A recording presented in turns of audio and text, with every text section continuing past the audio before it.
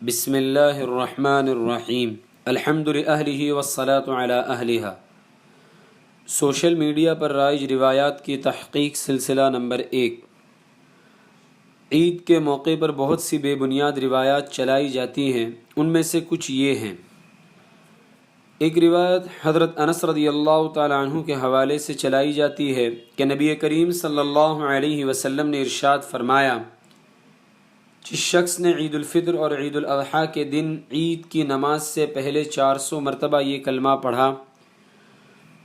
لا الہ الا اللہ وحدہ لا شریک لہ لہ الملک ولہ الحمد یحیی ویمیت وہو حی لا یموت بیدہ الخیر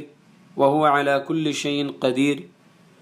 تو اللہ تعالی 400 حوروں سے اس کا نکاح کرائیں گے، اور وہ ایسا ہی ہے گویا اس نے 400 غلام آزاد کیے،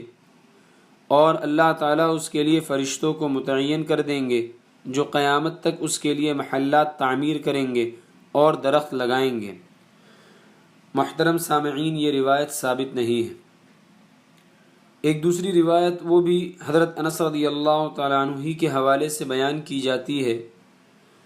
کہ نبی کریم صلی اللہ علیہ وسلم نے ارشاد فرمایا کہ عید الفطر اور عید الاضحیٰ کو لا الہ الا اللہ، سبحان اللہ، الحمدللہ اور اللہ اکبر سے مزین کرو۔ اسی کے ساتھ یہ روایت بھی چلائی جاتی ہے کہ نبی کریم صلی اللہ علیہ وسلم نے ارشاد فرمایا کہ جو شخص 300 مرتبہ سبحان اللہ و بحمدہ کہے اور اس کا ثواب ان مسلمانوں کو پہنچا دے جو وفات پا چکے ہیں، تو ان میں سے ہر ایک کی قبر میں 1000 نور داخل ہوتے ہیں، اور جب اس پڑھنے والے کا انتقال ہوگا تو اللہ تعالیٰ اس کی قبر میں بھی 1000 نور کو داخل کریں گے۔ محترم سامعین، یہ روایت بھی ثابت نہیں ہے۔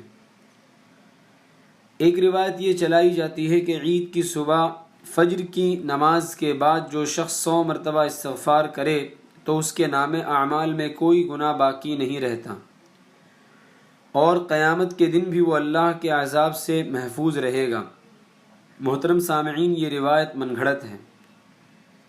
ان روایات کی تحقیق ہم نے مفتی عبدالباقی صاحب کی تنبیہات سلسلہ نمبر 45 سے لی ہے۔